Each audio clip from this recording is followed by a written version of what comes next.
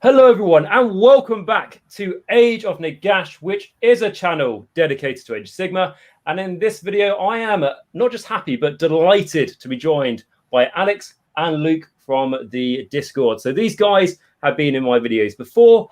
Picard, Luc has obviously been in some lately. And Alex, actually, which you haven't seen yet, joined me in a video, I think, that yesterday or the day before. We talked about why play Soulblack Gravelord. It's going to be great. It went on for about 2.5 hours after we said it would be like a quick half an hour one. So that's coming out later this week. But today in this video, we are talking all about the news from the mortal realms of Age of Sigmar. So firstly, Alex and Luc, how are you guys doing? Yeah, man, I'm good. Thank you. You? Very well, thank you. And yourself, Luc? Yeah, not too bad. Long day at work. Another day at work tomorrow. It'll be fine. It'll be right. And then how long have you got until roughly expected to die? You know, not too much longer of days of work, or hopefully many days of work. But so I've been busy today. You know, I believe Alex said that I need to sort out my priorities. Like I'm not disagreeing. I wish I could, mate. I wish I could. So I haven't seen any of this news yet. So what we're going to do is we're going to go through the article. Exactly. We'll go through the article. Well, I say article, there's multiple. We've got one about the changes to magic and endless spells in Age of Sigmar, and then we've got one all about Stormcast, and I'll do my absolute best to try and sound positive for the 1% out of you who are interested in that. But I've been told that the news today is quite interesting and quite has made quite a few opinions on what we expect the changes to be. So I do look forward to it. I see we've got Henry in the chat saying, hello, mate. Hope you're doing well, and I hope you're excited to hear our reactions to all the news we saw today about Magic and Stormcast. Okay, so to start off, we're going to look at the Magic one, which is, I believe, the one that has made the most interesting changes for what we can expect. So what it says is cause more magical mayhem in the new edition of Warhammer Age of Sigmar with these prayers and endless spells. Okay, so it says, with such a fantastical setting, magic and faith have always been important in Warhammer Age of Sigmar. If you've been reading Warhammer Community over the last week, you've seen a whole load of sneak peeks of what's on the way in the new edition, including powerful new Stormcast Eternals, units, changes to the rules and layout in the core book, and increased presence of heroes and monsters. Today, we're taking a look at the updates for the Predatory Endless Spells and Priests, two of the biggest changes to Magic. And the first thing we've got up here is going to be the Predatory Endless Spells. So what I'm going to do, like when I'm reading through this, as like I said, haven't read through it before, so I'm going to read through it and ask you two for your opinions, as I know that there's been a good chat about this in the Discord. So the first one, like I say, Predatory Endless Spells, is all mobile endless spells are now moved at the end of each and every hero phase. That's twice as often as before, because it used to be at like the start of every battle round, like in the in-between phase, which means they'll be twice as lethal. So the first thing is, since they move in your opponent's turn, you can set up problems they have to deal with right away, upsetting your foes' plans and making them think on their feet. But you have to be careful if any predatory endless spells move too far away or you summon too many, you might lose control of them. And you need to keep those wizards alive. You can't control an endless spell if you're dead. I mean, that's very straightforward, isn't it? But rule number 19.5.1. God, there's going to be so many rules in this book, so it'd be fantastic. But it says predatory endless spells control. So before moving predatory endless spells, you must first determine which are controlled and which are wild. A predatory endless spell within 30 inches of the model that summon it is controlled by that model. A wizard can control one predatory endless spell per hero phase. If there is more than one predatory endless spell that a friendly wizard could control, you must pick which they will control. Predatory endless spells that are not controlled are wild. So it kind of sounds like there's more control over them. It reminds me a little bit like the Soul Link spells, how like a wizard can't cast more than one Soul Link spell for the Ostrich Bone Reapers. But it sounds here that you can cast multiple spells, but you will lose control. And so it goes on to say that players alternate picking wild spells to move. So if you have too many spells to control, there's a chance your opponent will use one of them against you. That might be a touch embarrassing if they say order a spare purple Son of Shaiish to do an about and turn into your units. I mean, that's true. There's probably worse things out there than a purple sun, but it says being able to control Protean spells sets up some exciting new tactics to try out and makes your wizards a lot more powerful. So what do you think of that first rule, you two? You go first. Alex, you want to take this? Okay. No, I'll be the nice one. But Yeah. Before you rip. So when I first read this, I was skim reading it on the bus home, and I was like, "Oh, that sounds brilliant! I like being able to control my spells. You know, I've got a Settlers Gain list, which would love this. I've got Emerald Life Swarm in there. Just make sure that I control it. I keep bringing back my Phoenix Guard and Wardens. I have good control. Someone can't remove it away from me. It seems fair enough." Alex did point out, and he'll go on to explain why this is not great, but yeah, to begin with, I thought this seems fun because one thing that did always annoy me about endless spells was the lack of control. Now I understand that was a good, probably sort of mechanic of, as Alex will say, like mitigating risks. You've got to balance it between risks and reward and everything. But yeah, it was something I never truly enjoyed all that much. But yeah, I think I can see the other side of it. So I'll let Alex explain more. Please do. Yeah, so like, there's a lot of levels to it. So firstly, as a rule, I don't like it because, kind of as what Picard alluded to, the whole thing with endless spells is they required skill to use because you couldn't just send it out there and hope that you'd be able to control it. Like, there was always the chance it would come back to hit you. So you had to be strategic. You had to move around the endless spell so as you didn't get hit back by it. There was also some really cool things you could do. Whereas if you're going first in the turn, you could chuck an endless spell out there, and that would kind of work as like double turn mitigation if you got double turned. And the same if your opponent was going second and they chucked out an endless spell, it would be like, oh, do I want to take the double turn because I might get this endless spell back in my face? Now you just know, like, if you took like Seraphon, we can all agree is one of the strongest, nastiest armies in the game. If you ask people what they like least about Seraphon, probably after Croak, they're going to say bound Geminids. Yeah, just like not being able to control Geminids. I don't like Salamanders. Salamanders are bad, but like that's not good. Like bound Geminids, it's awful. Like you're just constantly getting chased around the map by Geminids, and if you haven't got a way to dispel them, then you're stuck. And if you do dispel them, then Croaks just send them back out in your face. And now everyone's got access to that. So it just becomes really easy mode. You're just like, oh, I'm just going to chuck my endless spell out there, and nothing's going to happen to me as long as my hero stays alive. And if that's a little 5-wound hero, then yeah, it's a risk. But if it's Archaon, he's not dying anytime soon, is he? And then things do get abusive when looking at particular endless spells. So one of them, which is a bit bad, is Emerald Life Swarm. In cities, you get 2d6 Phoenix Guard coming back per battle round. So potentially 12 Phoenix Guard per battle round, and there's no chance of your opponent getting any gain out of it because your wizards are going to stay alive. Because if your wizard takes some damage in a turn, you just heal him back up with the Life Swarm. Where things get really, really, really abusive, which is, I find it quite ironic they put it in the article, is Demon Rift. As it stands, I've got a list in mind which over the course of a battle round could on average do about 80 mortal wounds against an opponent with Demon Rift. And your opponent can do nothing. Like, they literally can't stop it.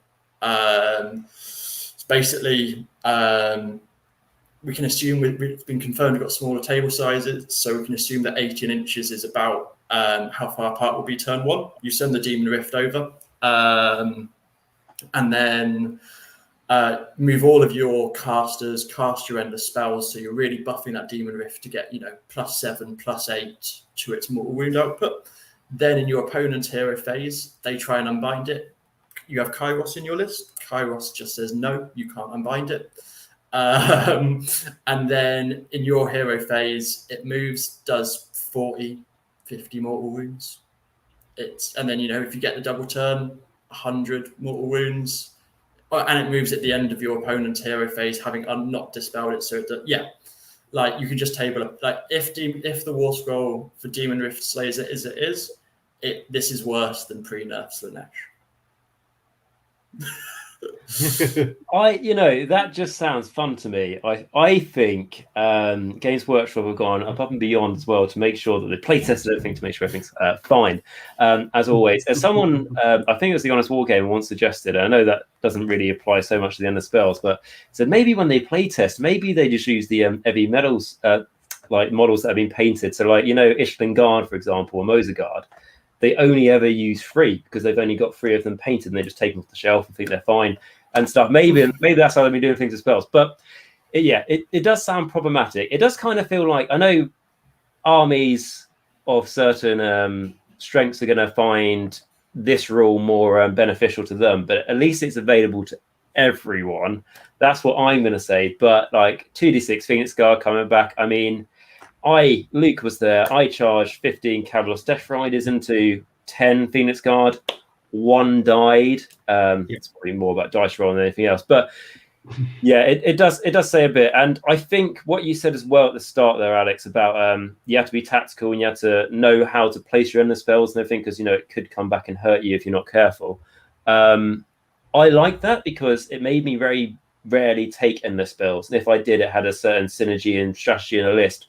Whereas here, it's like, as long as your guy doesn't cast more than 1, it's like, yeah, that's fine. I've got multiple wizards, so that's okay. And I'm probably if you're considering with the proposal the fact that we're not going to have to be paying for battalions as well, you're going to have more points to spare. You're going to be able to throw more endless spells in.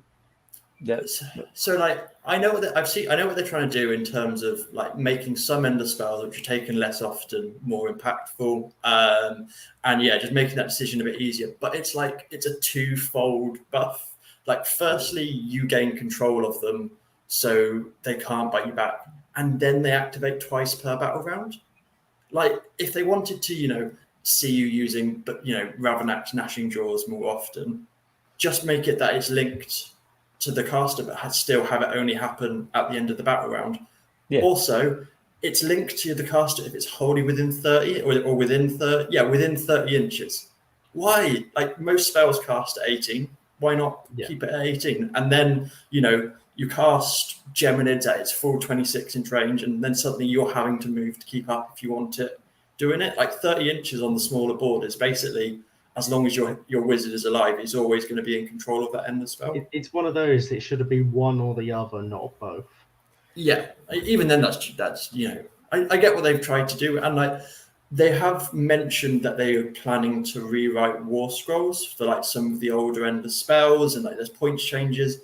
But like Demon Rift, if they put that to 200 points in Zinja, I'm still taking it because I win.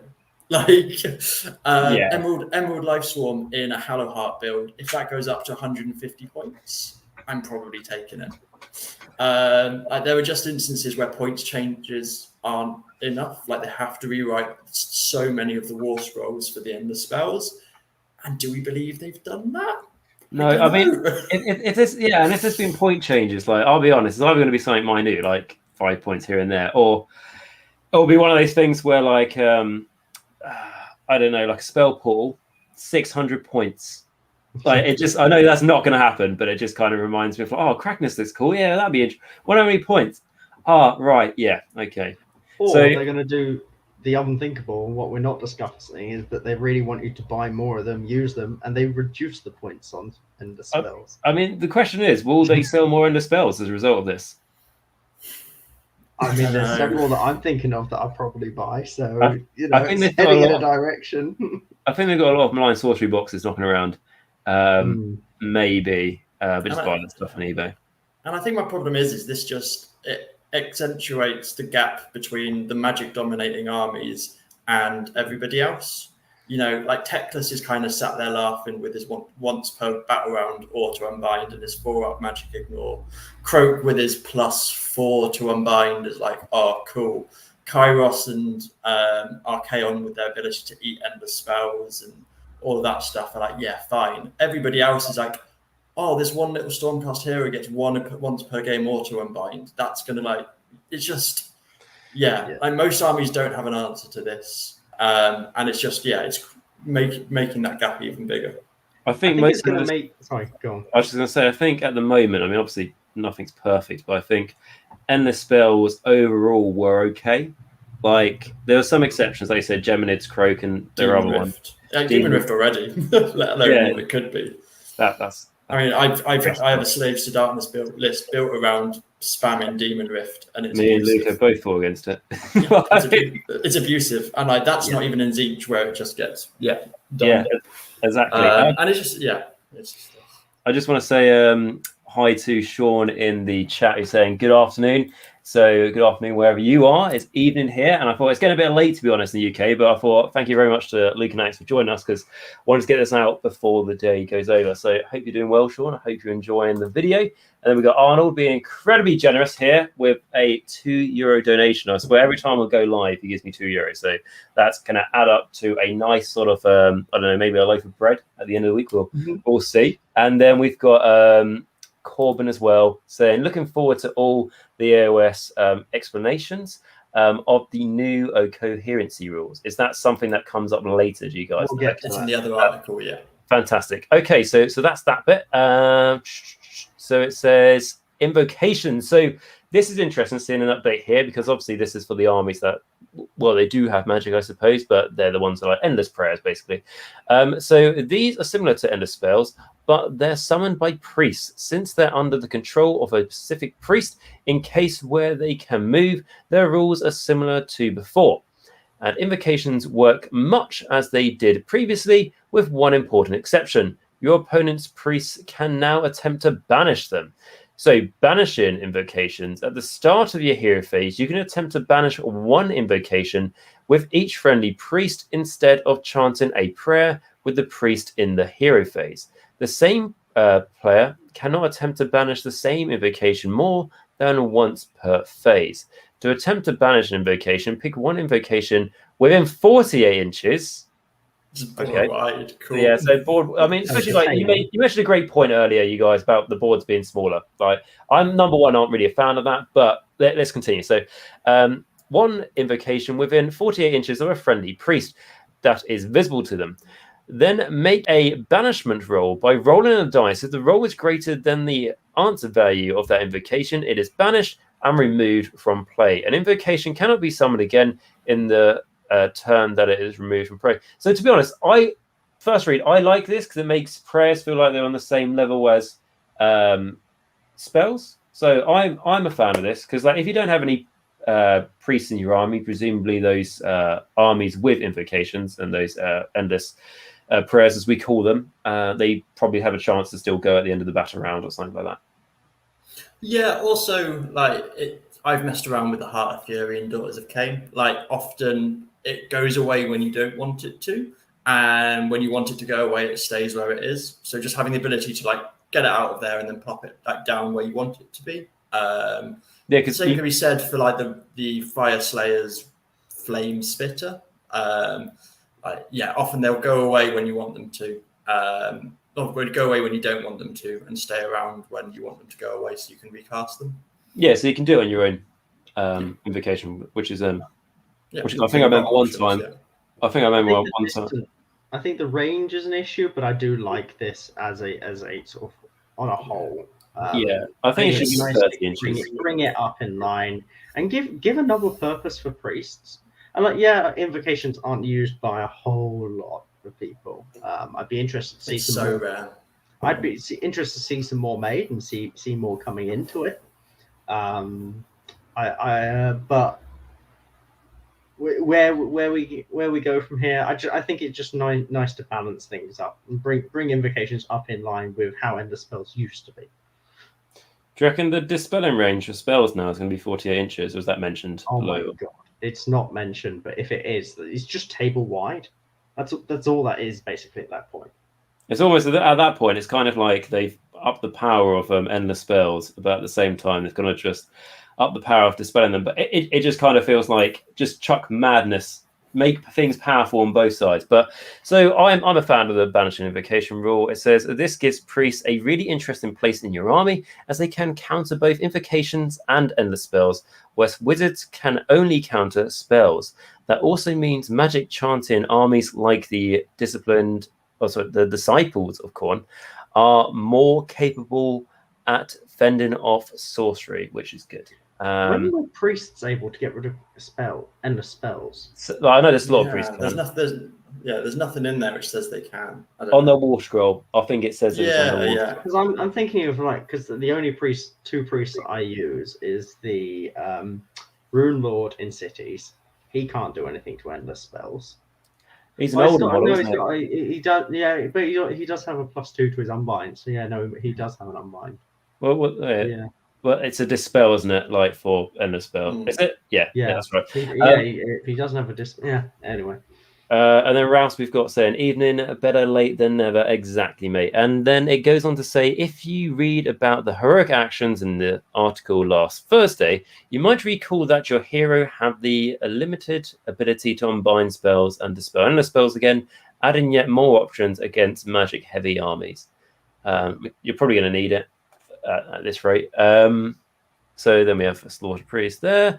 And then it says, faith is also a powerful force in the mortal realms. In addition to being able to cast and banish invocations as well as endless spells, all priests get 2 new prayers.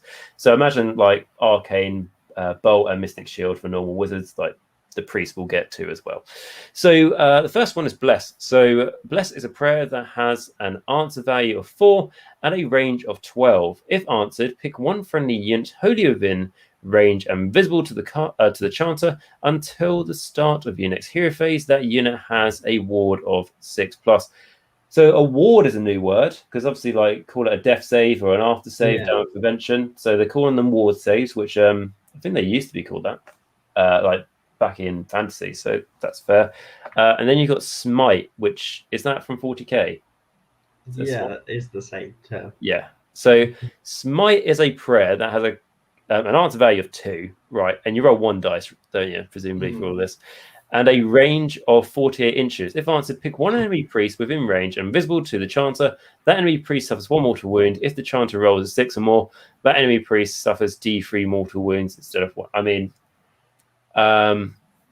that's a thing. If you kill the priest, does the invocation die that they've summoned? Is that a thing? No.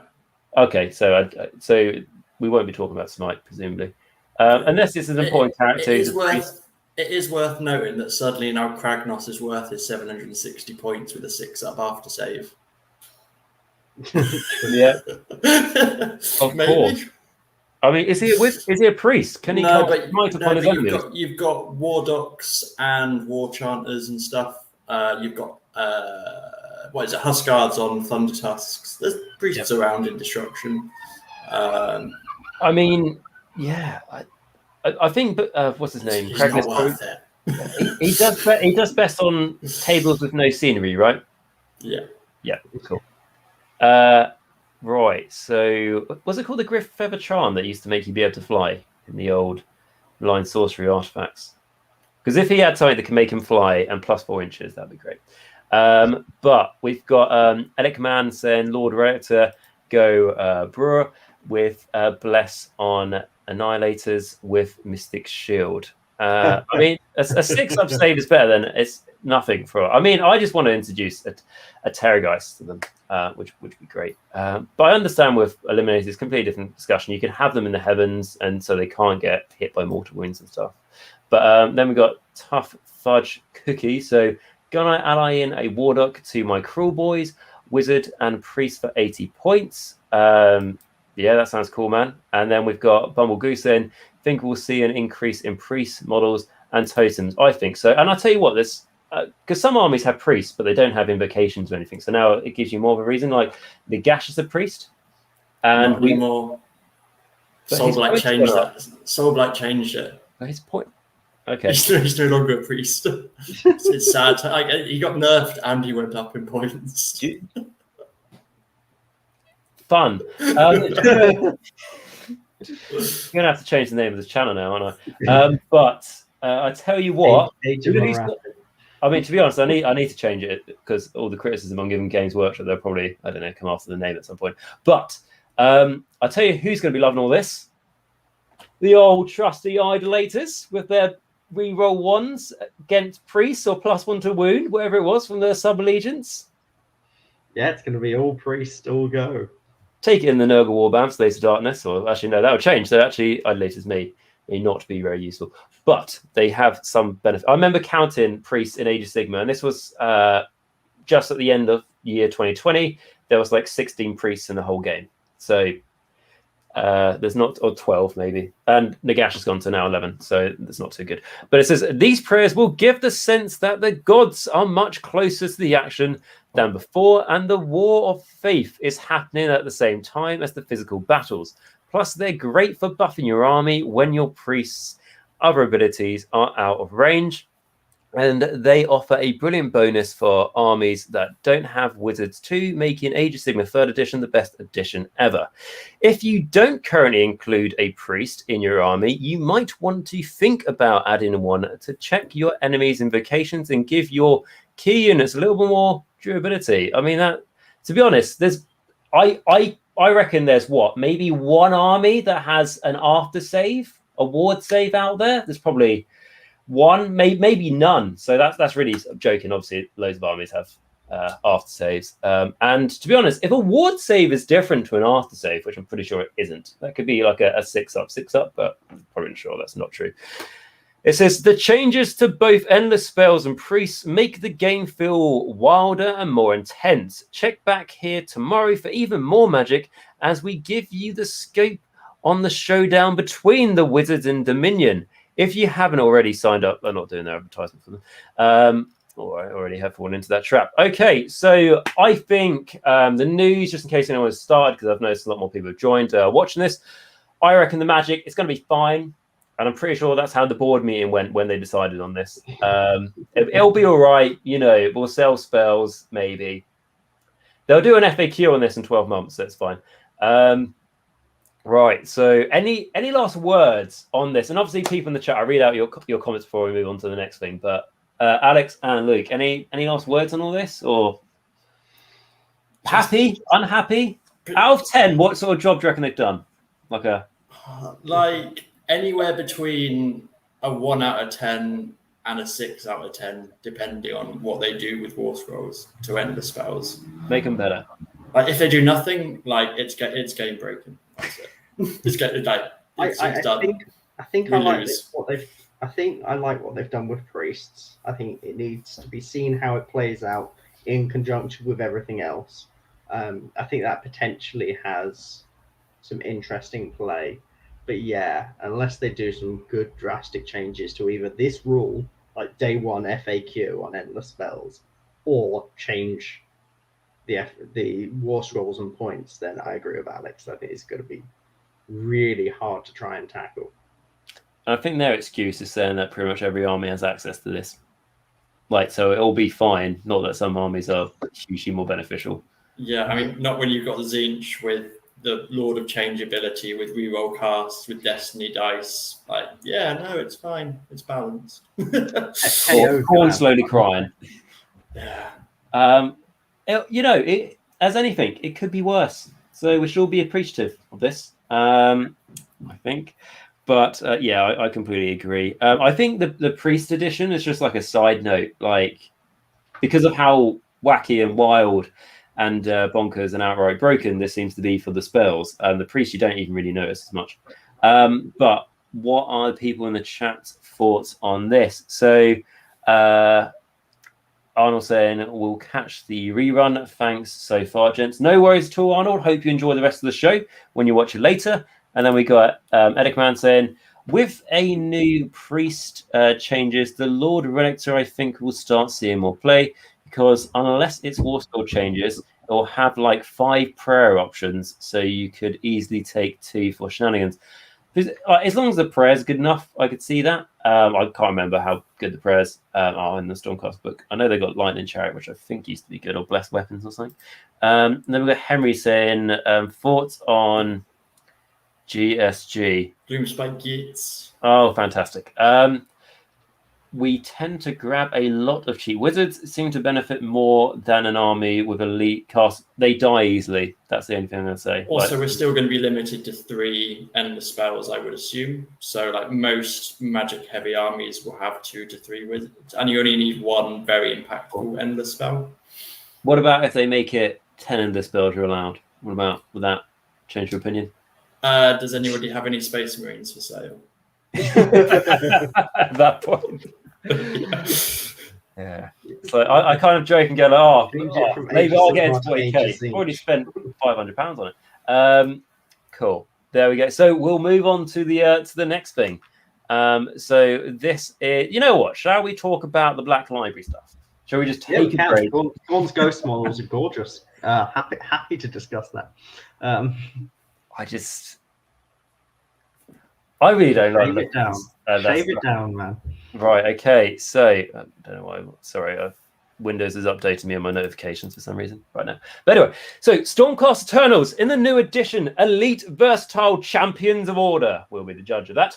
Custodies. What's that? They're just making custodies. I mean, they're just gradually getting there, aren't they? So starting today, we'll be taking a look at each faction in Warhammer Age of Sigmar. To be fair, they've got so many days until this goes in pre-order that they can actually do that. In Warhammer Age of Sigmar to see how they play in the new edition. For season campaigners, these articles will cover how your units will fight in the new edition with insights from our expert playtesters.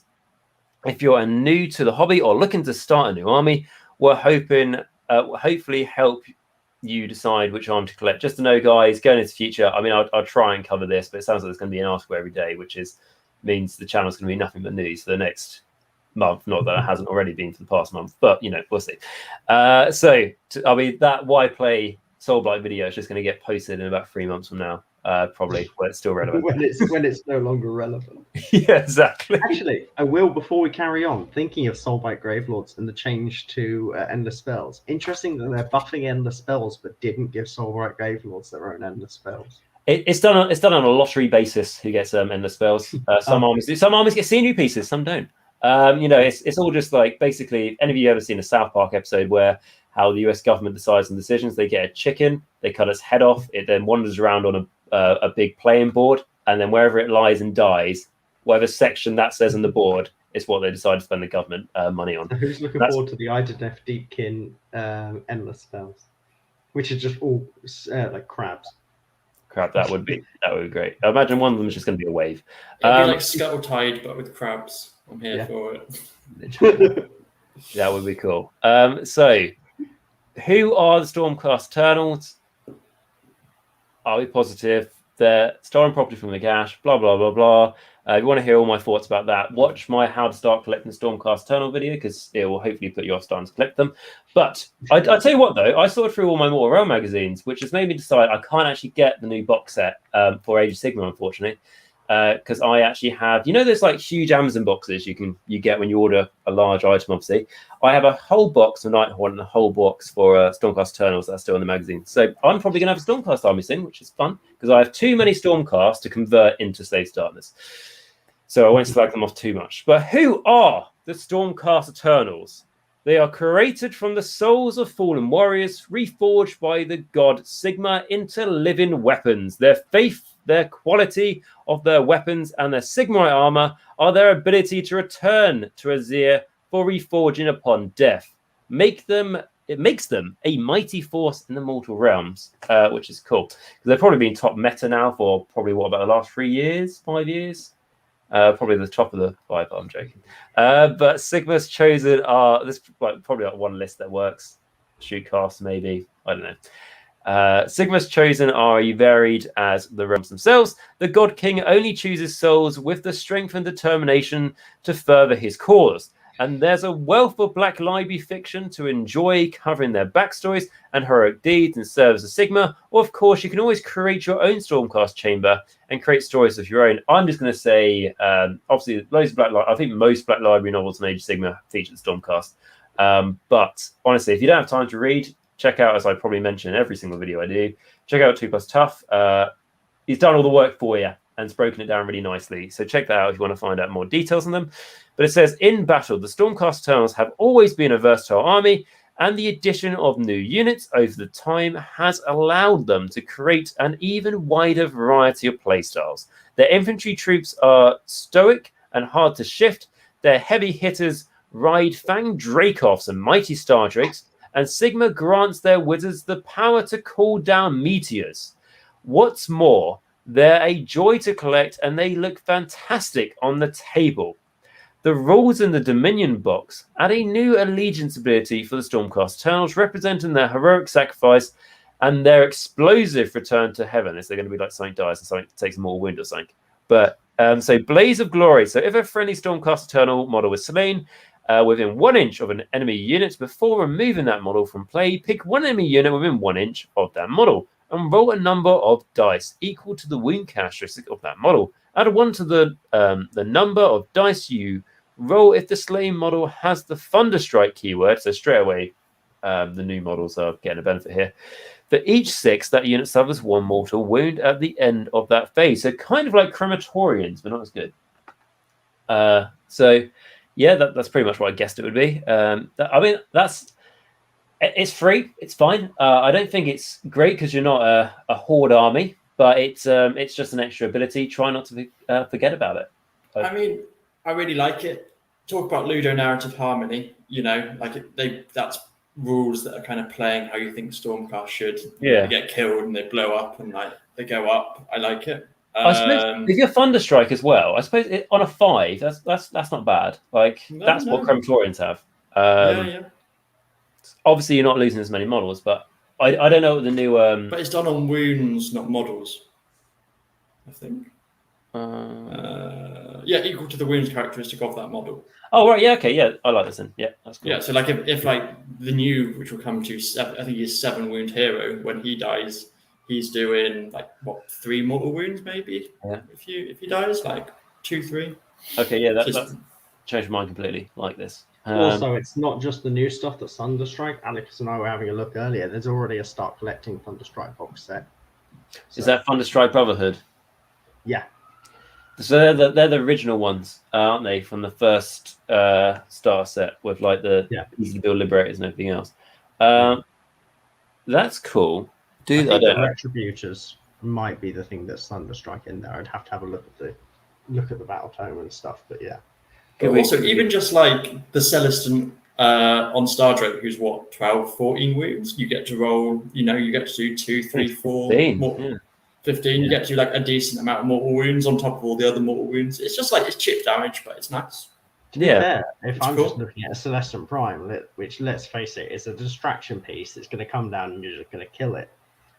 That's 8 dice to roll on his own there. Yeah, I mean the biggest thing I learned about Celestin Prime from a great player was if you want to do the best of it, take it in a Seraphon army, and God, the more wounds spam you can do is great. But gotta love Steve. Is that what it was? Steve, wasn't it? I was trying to remember. It was from Coach's Discord. But anyway, so poor Skaven. But the new edition of the game brings some changes to the way they play. And we reached out to one of our playtesters and a regular MetaWatch contributor, Chuck Moore, for some expert advice on using them in your games. He's a long-time competitive Warhammer Age of Sigmar player, and the new edition has rekindled his interest in Stormcast champions. So Chuck says that Stormcast Eternals are an army that work best in small units of 5 models. In the new edition of Warhammer Age of Sigmar, the rules for unit coherency have been updated, and the Stormcast Eternals are primed to take full advantage of these changes. So when he says, small units of 5, it means like MSU sort of build, presumably. So rule 1.3.3, unit coherency. So units must be set up and finish every move as a single coherent group. A unit with 2 to 5 models is coherent if each model in that unit is within 1 inch horizontally and 6 inches vertically of at least one other model in that unit. A unit with more than 5 models is coherent if each model in that unit is within 1 inch horizontally and 6 inch vertically of at least 2 other models in the unit. So is that that's not like 40k, is it? It is. Oh, it is. Okay. That's what they introduced with it. Basically, it's to stop conga lines. I get it. Pardon? Ish. Yeah. Yeah, like Filq. I mean, to be honest, sometimes you have to double up to make it harder for the eels to get over. That's fine. I'm definitely going to refer to this because I would find that really hard to try and explain without the specific text. But if a friendly unit is not coherent at the end of a turn or after you set it up, you must remove models in the unit from play, one at a time until it is coherent. So does that mean it's easier for the Mortek Crawler to take out hordes? No, I think if anything, it's probably harder because generally what you'll be doing is you'll be like just I can't remember what the word, but just having them diagonal.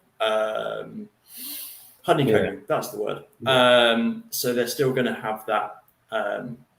So I don't think it changes. I think it's still as easy with the crawler to do it. It might be easier. Yeah. But you've got, and also the vertical thing is already a thing in second edition, but I like it that it's reiterated because sometimes, especially if you're new and you're kind of like, I don't know, you've got your eels as an example because they fly and because they've got small bases, they can easily fit on top of scenery and stuff. And sometimes you would, let's say there's a building that's 4 inches tall, and you've got your last eel to try and make them all go in a straight line. Happens to be on top of this building, and and if you're brand new, you go, it's meant to be within 1 inch, but it's 4 inches high. How does that work? It just easily simplifies things. I mean, what it does do, which is probably a good thing, is it makes it more difficult to screen because, like my Daughters of Cain build, which is solely around teleporting bow snakes and teleporting screens, I'm no longer going to be able to, screen out my 10-man unit that's just going to sit in front and protect them. I would have to have it honeycombed. So in terms of being able to get to shooting stuff, it's going to be a lot easier because the screens are going to have to be all compact. Which I think, and the boards are smaller as well, aren't they? If that makes much difference. But I do realise this now means because die walls come in units of 10. Sad times for the dogs. Yeah, I mean, basically what you can do is you can have 8 dogs in like standard line formation, and then you basically have 2 dogs just lengthways along the back. And what you do is you then, it's weird to explain, but you remove from the front and you can remove 2 and then the back one and then do the same from the other side, by which point you're down to 5. So there is ways around it, but you're just going to get a Star Drake come and eat the back doggy, aren't you? And then it's all, and then somehow the Star Drake disappears, so then you can't pile in, and it's all a nightmare. The Soulblight Gravelord why play video is still relevant because we definitely talked about this. But I it's going to be interesting. Like as someone who uses screens a lot, I find it like you said, like how you have to adapt. But screens can be very good in Age of Sigmar, can't they? So yeah, I thought it's okay. Like I'm not. Yeah, ultimately though, it all comes back to Tzeentch and no more pink horrors conga lining across 3 objectives. Yeah. I like that, but yeah, I think it's generally a good thing. It will just take some getting used to. At the moment, I'm like, I don't know, but I think once I start playing with it, it'll be good. Exactly. I'm just going to read some stuff in the chat because we had a few people message, which is nice. Obviously, everyone, let me know your thoughts about everything we're reading. It's not just us three. Let me know your thoughts in the chat and the comments down below. But to start, where are we? I think Bumble was the last one we talk about. So I think there'll be some serious points increases on the spells, but at least we'll see some more of those nice models in play. Yeah, well, that's something we could do. Yeah, but I'd also say, just to reiterate, I'm taking Demon Rift at 200. I'm taking Emerald Lifestorm at 100. Points increases only do so much with some endless spells. But yeah, we will also see some other spells where we get more of them. Yeah, I'll tell you what, though, you'll build your list and it'll be all lovely and perfect, but because of the 5-point increases here and there, your list will be 2,500 points, or 2,005 points even. And Bum was saying, welcome to the Asian Nagash News Network. Certainly has felt like that for the past month. There's been so much news. I mean, but to be honest, like I say, there's no point me doing loads of tactic videos at the moment because it's just going to get redundant in a month or in a couple of weeks or whenever it is. Remy, though, is saying it's sad that Soulblight Gravelords An army of wizard vampires didn't get endless spells.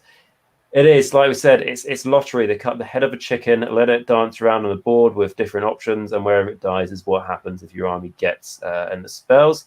And then Elec is saying Magic Kin of Nurgle in this. I just want to say they would look they would look gruesome, wouldn't they? Going by their scenery piece, yeah, probably at some point they'll get them. And Bum was saying, don't like the Stormcasts, but this new range could be easily converted into a Dark Souls escort force. Is it potentially? Yes. Who knows? I don't play that game, but I know it's very hard. And Bumble says it's one extra dice, not +1 to the. Yeah, I got that wrong. So that's why I wanted to catch up in the chat, just so we're all at the same bit. And Ethan is saying offsets the expensive and lower model count a little bit too due to the wounds. It sure does. And then so much harder to screen it is. Yeah, we'll catch up to the right bit now. Ethan is saying the board size will be smaller, though. If I'm not mistaken, it is. And I can see we've got that room right there. Dice is saying, hey to all of us, just playing catch up. Hope you're all well. I'm very well. Everyone else is. And I hope everyone in the chat is as well. Cheers for watching, Dice. Let me know your thoughts on all of this. If nobody, I don't know why you wouldn't know, because Dice has been on the channel for quite a while now. But if you're unaware, he does fantastic. Him and a chap called Matt, narrative battle reports. So go check them out. And then Inzul, apologies as I butchered that. Late to the video, did you guys talk about concerns with AOS becoming more Warhammer 40k like? No, we didn't, but we can cover that at the end of the video, so you haven't missed that, don't worry. And then Edek is saying, as a newer player, how exactly do the new coherency rules work? I'm currently drawing up a diagram that hopefully I'll be able to. So basically, at the moment, all you had to do was be within 1 inch of a model from the unit. Now you have to be within within an inch of 2 models from your unit when you're more than 5. So basically, you just can't string out in a line because the end models of that unit are only within an inch of 1 model from that unit. So what you'll have to do is honeycomb a little bit, just so as you're within that 2 models, basically. But yeah, it's difficult to explain. I'm sure Picard will have a nice picture in a minute. Is that we'll get a picture? I wouldn't say it's nice, but it certainly explains it. I'd like to say that Picard is also a graphic designer, so he has no excuse for why this picture wouldn't be nice. I do have a GCSE in graphics design, so I really do have no excuse. Like, I didn't know that, but now you've dug yourself a hole. And also there is the Warhammer community article you can check out. But I do plan to do videos on the core rules, and I got a whole how to play series for Age of Sigmar, and I will update it when this comes out. Steve said, hi all, hi mate, hope you're doing well. Thank you very much for the visit. Edeka saying, and why are they good for small units? Coherency, I presume for small units. I don't know. It's not feasible to have them that close together with a small unit, basically. Yeah, exactly. And then Crypt Shadow. I was going to say Crypt Shadow. So you wouldn't want to take 6 attributors, but 5 now. It's because the attributes come in units of 3, units of 3, or units of 5. 3, I guess. Yeah, 3. Yeah, so I could see like why you would drop 1 out of a unit, but I think it's better to have the 6. It's also more that like you all you do is you just sit that model behind, and at worst it's ablative wounds. It's still better having 6 than 5. Like you can still keep the coherency. And the moment that you lose 2 models, then you drop down to the other rule anyway. So now you would still always take the full unit. Exactly. Right. I'm sharing my screen. I don't know how this works. Okay, I think I've got. Oh God, this is magic, isn't it? This is great. So we have again a graphic designer. Luke has done us an example. So please explain. So basically, here, this is how it would work at the moment. You could take a unit of 10 and line them out 1 inch away from each other, expanding out. Cover 2 objectives or something, however you need it to be. How it's now going to be is that each one of these needs to be within an inch of not only the person next to them, but someone else as well, if the unit is over 5. So I probably should have shown more, but this was just an example. I mean, I would have got up TTS and used real models, but I suppose that the show does not support that kind of budget. But no, thank you very much for doing that. Cool. And like I said, there's the article that you can read for yourself. And then we've got Corbin saying 25mm units can be elbow to elbow. 25mm is under an inch. So yeah, there are ways to do that if they're base to base, I suppose. That makes sense, actually, doesn't it? Yeah. Yeah. So your hordes of grots, skeletons, Phoenix Guard. Phoenix. Yeah. Well, to be honest, your witch elves, they're 25 as well, aren't they? Yeah. So that'll be fine. Are you shadow? Oh no, because you've got bigger base for them. Yeah. That she kind of messes up, but she can sit somewhere else. But yeah, it's still. But even so, like you go from covering 20 inches with a 10-man unit because you'd have an inch gap between each base and an inch to covering 10 inches. So, like in terms of the area of the battlefield you can cover with your screens, it is really massively dropped. Yeah, and that's what we'll go into next. So continue reading this. Chuck said a table size of 44 inch by 60 inch is recommended for armies ranging from 1,000 to 2,000 points. The Stormcast's larger base size and ability to spread out and control board space on the new size of the battlefield is very much a boon. Sigmar's champions will be able to easily bring their full strength to bear when piling in or removing casualties due to their power being packed into a small unit size. And just to say that maybe this means that 2-inch range weapons are now looked more favorably at than 1-inch range. Because obviously I'm just thinking like when you've got your blocks and you move them across the board, but obviously when you've got a pile in, you've got to still remain within 2 inches. So you've got to remain within 2 other models from the unit. Which does make life really difficult for like some units where you want to pile in around the corner quite often. You know, something like Fire Slayers where they've got double piling. They're now having to stay in that big block and they can't, pile around and get into other stuff behind. It'll really change the game massively.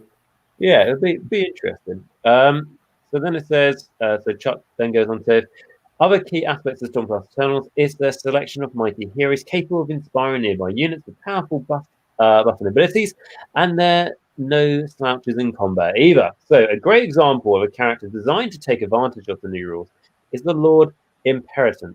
We know there will be lots more command points flying around, but this guy gets to issue a command every turn for free on top of the host of other useful abilities. Jacq.l. So, I mean, that's good, but like we said, you get so many command points these days. I think we were talking about the other day, weren't we? Just saying how many command points you can get is ridiculous. So the Lord Imperator is War Scroll. So let's do a quick War Scroll review. So he's got a 5-inch movement, 3+ save, Bravery 9, 7 wounds. So pretty chunky. 7 wounds for a foot hero. Does that include his Griffhound, though? It does, yeah. Okay. And a Griffhound presumably is normally 2 wounds? Yeah. Presumably. 1 or 2. Either 1 or 2, but probably 2. Yeah. So he's got a missile weapon, which is the Stormcaller Baton. So it's an 18-inch range, D6 attacks, freeze and freeze, -1 rend, 1. I mean, that's swingy, but it's not bad from just like a little pop shot. We then have the melee weapons, which is the Blessed Hammer, which is 1-inch range, 4s, attacks, freeze and freeze, -1, 2 damage, standard for a Stormcast. Vicious Beak, 1-inch range, 4 attacks, freeze and 4s, no rend, and 1. I mean, I don't know how the Vicious Beak and Claws is more dangerous on a Griffhound than a Varangard mount, but here we are, or Blood Knights, but there we are. So it says, Lord Imperator is armed with the Blessed Hammer and the Stormcaller Baton. His companion, the Lord Imperator, is accompanied by a Griffhound that attacks with its vicious beak and claws. The Griffhound must remain within 1 inch of the Lord Imperator. For rule purposes, the Lord Imperator and Griffhound are treated as a single model. Then we've got, for his ability, Distinguished Leader. So once per turn, the unit can issue a command ability can do a command point thing without being spent, like you said. And then we've got Guided by Lightning. So once per turn, at the end of your movement phase, if any friendly units with this ability are on the battlefield, you can say that they will guide the arrival of Sigmar's warriors. If you do so, pick one for any Stormcast Eternals Thunderstrike unit with a wounds casting of 3 or less that is in reserves. When you use the Scions of the Storm Allegiance ability to set up that unit on the battlefield, that phase, you can set it up more than 7 inches away from the enemy units instead of more than 9. So I can see why Eliminators could massively benefit from that. So yeah, the Eliminators look better than when I was talking about them, essentially. But and then Order Stormcast Thunderstrike Hero Lord Imperator. So the first hero from the new Dominion box. I mean, obviously there's lots to dive in when more information comes out, but seems all right. Like, I mean, yeah, I've gone from being pretty meh on Annihilators to they could be really good. Obviously, with the ability, their area of effect mortal wounds is now a 3-inch bubble because they drop in within 7 rather than 9. So there's 3 inches it can affect. And 7-inch rerollable charge, you're making like 80% of the time compared to a 9-inch rerollable where you're making like 30% of the time. I don't know what the exact maths are, but it's something like that. So yeah, just getting to do that. Huge, makes the Annihilators worth taking. And then a free CP extra turn. Well, 10 free CP. Is like, and as we were discussing earlier, Alex, it's nice to see him have a flat damage 2 weapon rather than the no more D3 damage on Stormcast heroes. Yeah, it's like I also feel like the Soul Gravelord book. There's so much D3 damage in that. Like any new character they came up with or any hero, it's like what's the D3? No, every single vampire has the same melee profile. Yeah, and the white kid, I think, is very 3 attacks, 3s and 3s -1 D3. Which, maths-wise, should mean it's an average of 2. But when you look at a sheet and see D3, your mind, you have to go, so 1 damage. Basically, just roll more 6s. You're fine. I'll be honest. Let me just get the loaded dice out. Yeah. So I naturally always think. I know it's like I always roll the lowest, but I naturally always think the highest. Like when I look at this guy's Stormcaller Baton, and it's like a D6. I'm like, you might as well take. I'm so confident you can take the D away in front of that. It's going to be 6. You just roll and it's 1, and it's like, But and I do like just to say, I know we've seen it before, but like the new layout for a War Scroll, I like it that there's a bigger picture of the model the side with a bit of lore. I think that's pretty cool. And just to catch up on the chat, we got Francisco, who doesn't like that rule about the new 1-inch distance quite strongly there, which is that the coherency, presumably. Yeah. And then we've got, it'll take some change and stuff on it. It'll affect some armies more than others. And then we've got Bumble again saying, that 7-inch charge ability is nasty when combined with the new difficulty screening. That is very true. Because sometimes some armies you can just completely screen against enemy deep strikes. Like it's also worth noting that you go from having, as an opponent, you go with your decreased ability to screen, you go from having to screen out 9 inches to 7 inches. So it's just like everything gets more difficult to cover your important units by that increase of 2. Yeah. So I think that's really cool. It just turns out they made a mistake on the Annihilators and they have 4 wounds. And none of it works. Wouldn't surprise me, but I'm sure that's not true. And then we've got Anthony saying Gryph-hounds are 3 wounds, no save. Oh, wow. So without his Gryph-hound, he's only 4 wounds, this chap, technically. Which is weird. But maybe if they made him 8 wounds, it would have been a bit too good. So we then have Crypt Shadow saying, start clicking on these. So was thinking that this guy would go really well with the new Paladins, and he does. So I bet you're very happy about that. We then have Ethan saying that the Imperator has a Thunderstrike keyword for the extra death dice, which is 8 rolls when he dies. Yep. So that's pretty cool. And then does Leon, I think, is asking the most important question. Does anyone actually like Sigmarines? I mean, I can only apologise on the quality of content I'm producing today. That's all I say. No, I mean, to be honest, I think Stormcast, I actually quite like them. It's just Agent Nagash. Nagash hates Sigmar. That's my narrative behind it. Why I don't like them. And also, I used to play against Stormcast for a year before there were points. And turns out the army I was fighting against was 5,000 points, 600 against my chaos of 1,300 points. And there were no missions back then. It was just kill the enemy. And I got fed up of buying 3/4 Star Tricks every Saturday. So that's where my deep hatred for them comes from. But we then have our poet being a champ as he always is and sending me a purple heart. So thank you so much, poet, for your very kind donation of $1.99. It'll go straight to that's a loaf of bread sorted. So that's great. That's fantastic. And then he says that the Law Imperatant is a B+ Stormcast Eternal hero. I think that's quite a fair statement. So yeah, I like this guy. Again, depends on points. If they go, he's silly points, then like it's hard to always review something, isn't it, without the points? You're very, it's all speculating. Although, I would just say on that side, I really like that they are showing war scrolls without points. It's like we had it with Kragnos. Like you're actually able to have a really good conversation about the quality of the war scroll without it being marred by what the points of the model is. So I think it's really positive. If we'd seen the points of Kragnos first, we'd have never looked at. Then you're immediately looking at it.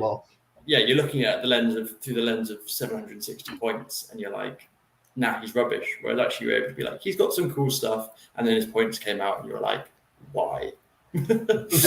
Exactly. It's I completely agree because, like you say, when things are stupidly overpointed, you're like, oh, like a lot of people on the internet will go, oh, it's not even worth talking about and stuff. So I do agree that it's nice that they are showing us this. I think. Just trying to think what Kragnos should be in points, but that's kind of a completely different video. But for anyone watching this, let me know your thoughts. You can do it in the chat, and you can also do it in the comments below. Let me know what you think the Lord Imperatant will be for points. Just to note that he's not a priest, so what we mentioned earlier won't be relevant. But Ethan is saying, do we know if they are changing the charge rules to declaring targets? That would be scary.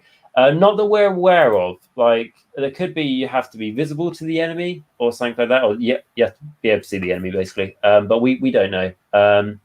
On that, we presume it's going to stay the same. I know there's that Stormcast hero that's nicknamed, Shore Charge. I can't remember his name. Gabriel Shoreheart? Shoreheart, yeah. He's yeah, something like that. Why not? Is he going to work with all of this? +3, isn't it? So you won't be able to stack it. Like stackable command abilities won't work, but +3 to charge is still, +3 on a 7-inch rerollable charge. It's pretty guaranteed, isn't it? Yeah. Just a quick one. Double ones. Exactly. Just a quick one. With the.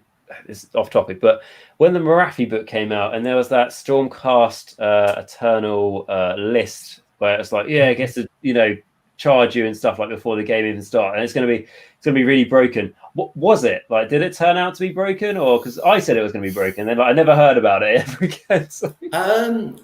Yes and no. So it was fine. The issue was it was no fun for either person to play. So it just didn't really gain any. It didn't really gain any traction, and certain armies just blasted through it. Some armies were yeah, cool, I can do that damage output, no problem. Or teleports, or deep strikes to get around it, flying. And then other armies, just cried, were just stuck there for the game. But basically, the issue was nobody liked it, so nobody decided to play with it. That's fair, but some people still play KO, so that's a different story. No, I'm joking. I've only fought against KO twice. And in their new book, when I fought against them, they didn't get the double turn, so it was lovely pickings. But Crypt Shadow is saying, I like the Stormcast, but always dislike their helmets.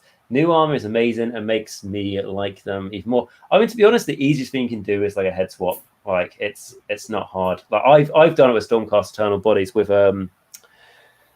my Slaves of Darkness to give them a sort of Greek appearance. So it can be done really easily. You don't need to worry about that. And then who else we got next? We've got Crypto again saying home they keep the style. Hope they keep the style. And then Leon Bleeker saying my idea to stop screening was no miniature within a unit. Within a unit can be more than 7 inches away from another miniature from the same unit. That gets quite hard when you have blocks of 60 grots and stuff. I see what you mean for like most units, but for those big ones, especially when you're going to move around terrain and stuff, and you're already locked into combat, can be a bit harder. Poet is saying if he's plus or minus 10 points of a 9 Canter, this is solid. Yeah, he would be for those points for sure. And then Falxo, the Fox, I think the name is. So, hey, I'm fairly new here, but I really want to start a Gloomspire army. With AOS free, will the Gits models be out of production if they don't get new models, or will I be able to buy them over the next few months? So a lot of the Gits models are like a year old, to be honest. They had a lot of old resin models and they all got updated with plastic. But there are things like the stabbers and the shooters that are old models. They won't be getting an update for a while. If they don't get new models, or would I be able to buy them over the next few? Yeah, you'll be able to buy them. Yeah, they're not going anywhere. Gloomspire Gits are here to stay. So yeah, that's cool. You don't need to worry about that. So we've got name is Normax is saying that I have a small head. I don't. I just have a very big shoulders and chest. So I just like to get that quite clear. But we have yeah, okay. So Gabriel Shawheart, Crypto, just confirming that. And then Poet saying that Box Gloomspire Gits. I do remember Alex. Don't you worry. It's a good army, but complex to build. Lots of models, variety. Exactly. I definitely need to catch up in the chat more rather than just reading through like 10 messages. But we've got Bumble saying, I think this has turned into like a Gloomspire Git conversation, to be fair. Gloomspire Git will be in print for a long time. Yeah, they will be. And then Eric Mann is saying, so with the new hero, why do the Annihilators count as a unit with 3 wounds? Because each model has 3 wounds, each meaning the unit has 9 wounds total. So does that work the way, or is it just 3? No, so it's just how many wounds each model has. So it's not all added together. Yeah, so the simple way to think it is the wounds characteristic is the characteristic shown on the War Scroll card. So if it says 3 on the card, it's 3 for the characteristic. Exactly. Good point, Elic. But that's how it works. Like Alex said, just look at the War Scroll card now. It will tell you. So I don't know there'll be anything in the Stormcast book that could use it if it was done like that. And then Poet is saying it was not broken. You had to completely buy into it, and it was a coin flip if it worked. The whole Liberator thing, charge thing, I believe that's on about. And like, because imagine most Liberators you would be able to buy with the easy to build ones, and they would all look very similar to each other, but not look fantastic. And with Fox saying, awesome, thanks. I'm mostly looking to paint them. They look like a lot of fun on tabletop. They are. It's a very fun army. It's very it's not the most reliable army. Like Squigs move 3d6 and everything like that. But when I've spoken to like Anthony from the OS coach, who absolutely loves his Gits, he says it's one of his funnest armies though, because when his opponent asks him, what can your army do? His response is, I don't know. It can either be amazing or not so good. And then Bumble was saying, yeah, okay, yeah, so all right, so Gloomspire Gits are very fun. I think we've established that. It's like 5 bloody messages about that. Francisco is saying, what would you guys like to see change in the new edition? All my armies go down each unit by 50% of their points. Generally, spells go back to where they were. Yeah, I think is that something we can all 3 agree on straight away? And the spells go back to how they were currently. Just leave it. Just leave them be. They're fine. Exactly. And okay, and then 2+ Tough has joined the chat. So thank you very much for joining. I gave you a shout out a moment ago. I said anyone wants to know lore on these Stormcasts, check 2+ Tough out, because I most certainly will not be doing videos on them. And he says the Lord Imperator is the beefcake we need, not the one we deserve. I think that's a statement and a sentiment we can all agree with, to be honest. It looks like, I mean, I've forgotten his name now, but Only Fools and Horses. Who's that guy? Are we talking about the Lord Imperator? Lord Imperator, his hairstyle, his face. Yeah, to me, he looks like Sean Connery. John Connery. He also, like, I'll be honest, I watched a lot of Vicar of Dibley when I was younger. He looks like Owen the farmer from that. But we've got Poet. He does look like Sean Connery as well. So we've got Poet saying the Exploding Stormcast Eternals rules is literally exactly the minor, consistent damage buff the army needs. Give us more battle line if options and this is golden. Yep, I agree. I don't think the army had loads of ways. Well, probably had lots of ways, but spread out to do more wounds. So it's nice that it's got a consistent way to do it. And Tubus Tough has donated $5 to the channel. Saying great coverage, friend. Keep it up. Thank you so much. You can put something on your loaf of bread this week. I can get some salami from a loaf of bread now. So that's fantastic. No, thank you very much, Doug. I do appreciate that. And let us know again your thoughts and anything you would like to in the comments of the chat of this video. So yeah, that's really, really nice of you. Thank you so much. And I've seen you've done some videos on this as well. And I know you don't always cover the rules, so I will check that out just because that will be quite interesting to hear. And then Trigger, I don't know why I'm saying Trevor, that is his name, Trigger, from Tom Wilkinson and Bumble confirmed there. And he reminds me of Kirov. He's another YouTuber. He's another YouTuber. Okay, that's fine. Got us covered. Right, back on with the article. Like a 10-minute diversion, but no. Thank you. It's generally is great to hear all your chat stuff. I just need to be, because I don't often do live videos, so I need to be quicker at responding to the chat rather than let it all build up. But some fantastic people on board, and thank you for letting us know your thoughts. And then we've got Chuck again saying the new heroic action abilities only improve the utility and the usefulness of the many Stormcast heroes. I'm also a big fan of heroes and Star Drake since monsters play a bigger part on the battlefield in the new edition. As a hero and a monster, these huge beasts get all sorts of new tricks to try out. I mean, obviously Chuck is a great Stormcast player, and he knows more about it than I do. But I don't think like monsters are going to be like, they've made better, but they're not like all now fantastic. But at least it just gives you a reason to have some fun with a monster again on the tabletop.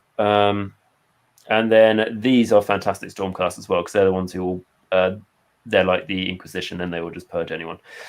So we've got biggest winners. So the updated rules in the core book have subtle but powerful effects on existing units. We asked Chuck to pick out 3 Stormcast Eternal units that enjoy a nice boost from the new edition. So Retributors, and I'll be honest, I haven't looked at these guys for a long time, but what I do like, I've always kind of liked Retributors, because it's like if they get any 6s to hit, at least it used to be, just flat 2 more wounds. Like it always seemed quite good, but I imagine maybe just other things in the book outshone them, and they only move 4 inches, so maybe that was a problem.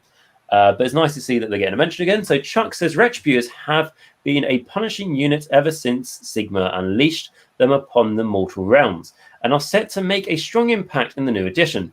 The new board size means they're jump in, Luke. What does that word say? Prodigious. Prodigious. Alex, do you want to take a stab? Yeah, prodigious. Prodigious. Okay, that's fine. I've never. What does that mean? Just so we're all aware. Mainly me. Big. Good. Big. Yeah. Why didn't they just write big? I mean, if this was boys hit hard. They should have just said great damage output.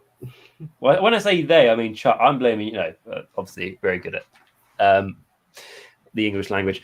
So big damage output will be in range of the enemy faster than ever before, giving you even more opportunity to strike hard with their lightning hammers. So that's cool. Going on to Judicators, again, another unit I like, and another unit I got sent to me in a post from Mortal Realms magazine not long ago. So Judicators with the Skybolt bows are a stable of most Stormcast Eternals armies, and this isn't likely to change in a new edition. Their ability to deal quality damage at range is a great way to soften up your enemy before your slower moving foot troops finish them off in melee.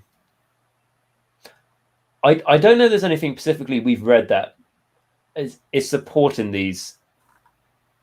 No, it's just kind of alluding to the fact that potentially they get good war score changes. But what I'd say with Judicators is like their issue at the moment is they're one shot, and they are 2 wound models, so they're like half the consistency of like any 1 wound shooting model. But things like Bloodstalkers in Broken Realms and Wrath went up to 2 shots, so I'd expect Judicators to go up to 2 shots, which then makes them playable at the right points. Yeah. I'm looking forward to seeing how a nice line of the new Stormcast Spear guys form me a nice sort of defensive line with some judicators behind it. See how that plays out. A nice defensive honeycomb, I think you're looking for. Yeah, a good little castle. Nothing wrong with castling. That would be great, wouldn't it? So yeah, there we have it. And then Poet is saying the consistency of Retributors is a phenomenal. They hit hard all the time with our deep strike. They are phenomenal. Truly, I hope I did pronounce the word correctly. But yeah, I mean, I've always liked them, to be honest. But I just feel like maybe it was hard for them to get to combat. But now with the new ability and stuff, they can charge easier. Ethan saying, well, the Retributors with the new 7-inch deep strike character could make them far more consistent. Exactly, as I agree, mate. And then Poet saying they also have a great utility. The Skybolts are super regular damage, and with crossbows, they can really rip up no armor units. If given 2 shots with bows, it's a solid maybe make crossbows. Exactly. I think the crossbows judicators are generally just not as good, are they, as the short range better, but it's also worth going back to Retributors mentioning that they're currently on a 4-up save. Which is again their issue. 4-inch move, 4-up save. They just die before they get to combat. Whereas assuming that Stormcast are going up to a flat 3-up save with a few exceptions being 2-up, then they become a lot more survivable. Agreed. And then we've got Poet again saying 3s and 4s instead of 4s and 4s for like their hitting stuff. That would be good.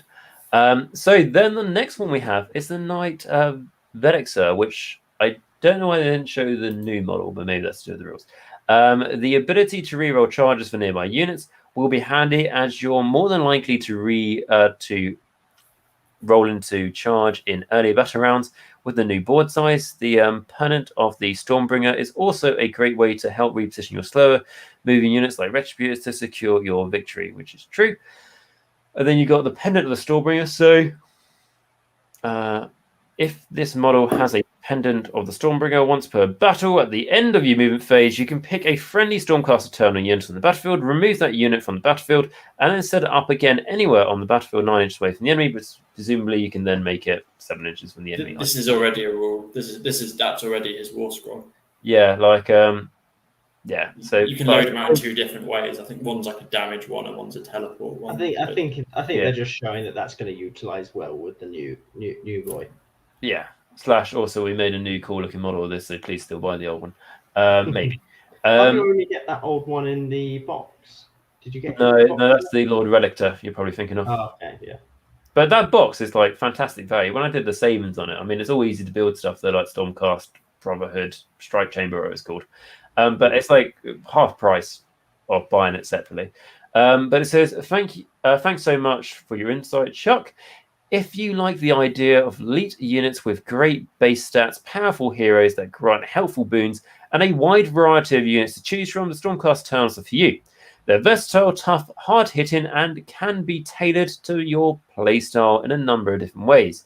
You don't have to wait for Dominion to come out to get started. Start collecting Soulblight Brotherhood, buy their stuff. And that is the end of the article. So let's see if they brought a new one out in the last hour and 20 minutes. Which would be funny. No, but who knows? Maybe they've edited their in the spell one to say that none of it will happen. Like when like the Locust Triush ability for the Soulblight Gravelords, that if you cast something on a 9, it's like the double effect.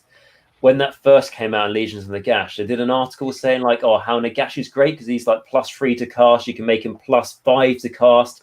And then they edited the article an hour later to say that it's now unmodified. And then they just deleted half the information of the article. And it was quite funny. It's like they made a decision then and there that wasn't the right thing to do. I think it's probably more the fact that Warhammer community have actually no idea really what the rules team want or have written. And they're just there like, we think this is right. And sometimes they get it wrong. You just feel like they need someone just to talk to each other. They just don't. It's mad, isn't it? It's absolutely mad. But maybe they do that. So then when mistakes are made, then they have everyone like us talk about it, and then it's just free marketing. All publicity is good publicity, isn't it? Okay, the chat has built up, so I'm just going to quickly read through this. So Crypt Shadow is saying possibly different rules for different flags icons, potentially indeed. Poet is saying unless they really up the range on this guy, this is a stretch. So for the banner guy, presumably, so a less utilized utilitarian. Fantastic. Ready? So guy who's good at utilizing things. Yep, still a shelf hero. Probably what it is. And then Alex is saying, so now I'm wondering what kind of place sectors and evocators will have once their third edition Warshaws come out. I'm not too sure. I think equitors on Dracolines look awesome, but they're not great, I think. Evocators. I think you're not going to look past the Spear Stormcast battle line because they're going to have 2-inch reach on 32 mil bases, while Secretors and Liberators only have 1-inch reach, and that's all that matters. Is that 2-inch reach is huge. So maybe if you want really cheap, you go Liberators, but Spear guys are going to be the way forwards. Yeah, that does sound right. And then we've lastly got Poet as well saying, likely the utility choice on sectors between the full defensive of the new Liberators and Evocators are the buff choice of Paladins. That doesn't sound like right. Right. So with that, guys, I was going to ask if there's any more questions, and suddenly two have just popped in. So I'm more referring to Evocators on foot. I'll be honest, I've never played against Evocators on foot. Never seen them used on the table. But maybe they'll get a buff in the new book. And then Crypto said, hoping that the rumor of the Bretonnian Stormcast is true, which would mean a new mounted unit. I do believe they did re-release the. They have, haven't they? I think, to be fair, it's been confirmed, the Bretonnian stuff. So if you go onto Deathground Alliance and you buy the Flesh Eater Court Stock collecting box, you're pretty much there. To be fair, every single time. And then Poet is saying, if they make the them cost the same as Retributors, Evocators on foot will have a different type of consistency from Retributors, but still really useful. There we are, and said from a Stormcast player themselves. So with that, guys, as this video now has gone on for nearly an hour and a half, I think that's enough to cover 2 articles. I think personally. So Crypt Shadow was also saying, look, he understands that FEC are the new Bretonnians. It's absolutely fine. I think, to be fair, that's why I put as the thumbnail for this. So that's probably why that came up. But with that aside, guys, I'm going to mainly thank yourself, Alex, and yourself, Luc, for joining me in this video. Thank you very much. It's quite, it's getting 11 o'clock in the UK time, so I do appreciate that. But I was like, I heard a lot of stuff being said on the internet. I was like, we have to talk about it. And 2 articles in one day, which is quite unusual from them. So it's like lately they've been doing like quickly jump like an article out like 7 o'clock at night or something like that, and then now they're playing catch up. But so anyway, guys, so thank you very much for watching. I hope you all enjoyed this video. If you did, remember as always to smash the like button, smash the subscribe button, and smash the bell notification. Those are free buttons to click. They're really easy to do so. And it's the least you could do because it really helps out the channel. By liking the video, it shows me that you enjoy this sort of stuff. And, the more likes on this, the more I'm forced to do Stormcast content. So if you want to hear my hatred on them, definitely like this video. And also helps out on YouTube because YouTube sees people are liking this video. It helps out the algorithm because they see that. Maybe they'll recommend it to more people because people are liking it. And by subscribing to the channel, it's how the channel grows, of course. And by pressing the bell notification, it means you'll never miss future content from this channel. And let me know your thoughts on everything we've covered, particularly if you're watching this on demand, in the comments down below. So it will be great to hear that. If you feel like you know someone who would enjoy this video, make sure you share it with them. And if you want to join the community, which Alex and Luc themselves are from in the Discord, make sure you click the link to the Discord in the description of this video, because it turns out every time I mention that, a lot of people join. So I should definitely be doing it more and more often. But it's a great community. And I'll be honest, I didn't look at it for a couple of hours when I was in gym. And there had been so many messages about all of this. So definitely keep up to date on the news there and the conversation for sure. And what I'd like to say as well is if you would like to support the channel that step further, I do want to mention the people who have chosen to do that, which are going to be my patrons and my YouTube members. So these people have decided to support the channel that step further by either clicking the join button, the subscribe button that you can do. You're allowed to become a member here on Agent of Cash, where you can give anything for just £1 a month, go straight towards supporting the channel. Like I always say, doing YouTube, you know, it's not profitable. If it was a business, you lose money. But these people give me the justification to put the time, effort, resources, money, and everything else into the videos I do. So massive shout out to these people. You can click the join button to become a member, or if you click the link to my Patreon description of this video, it will take you to my Patreon page, and you can give anything for just $1 a month. Honestly, it might sound small, but it makes a huge difference to keep the channel going. Wasn't for any YouTube or Patreon members, wouldn't be doing this, and you wouldn't be watching this video. So my biggest and top supporter is going to be my Vampire Lord on Zombie Dragon, who is going to be Filq. So thank you so much for being an amazing Vampire Lord on Zombie Dragon, potentially Prince of Vordre himself, and for your continued support, because I know at that tier, mate, it makes a huge difference. It's the biggest supporting tier, and it's really, really generous of you. So thank you so much for that continued support.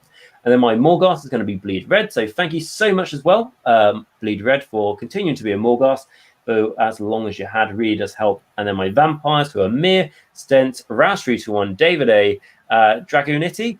Said that all in one go this time, so that was good. Ronni H, Darren L, SpareBear, Christopher H, Northdrop, Nathan F, Andrew G, Ben C, and Wiggy Whooty. I think that's how you told me it'd be pronounced. If it's not, I'm sure you'll let me know at the bottom of this video, and I will try and remember for next time. But thank you all to my vampires, new and old, who keep this channel going at such a great level of support.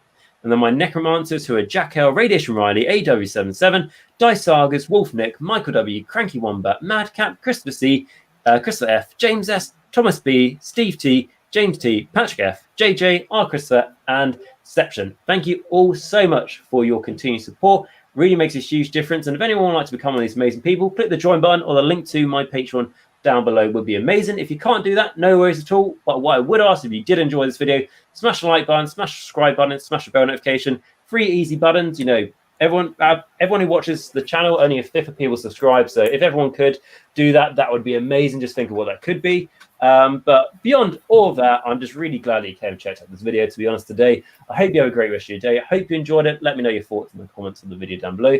Thank you again to Alex and Luc for joining me in this video. And if you want to continue the conversation, like I said, join the Discord. Why not? And with that, I'm going to say to you guys, remember till next time to stay very safe, stay hygienic, make sure you wash your hands, and for God's sake, wash your mask. That means that when the new Stormcast Eternals come out, with new and spells, you'll be able to roll better with them on the tabletop in real person, be amazing. But more importantly than any of that is remember until next time that Nagash is all, and all is one in Nagash. And you're welcome, Bumble, Steve T, and Elik for saying thank you very much for answering the questions and doing the video. See you guys later. Stay safe.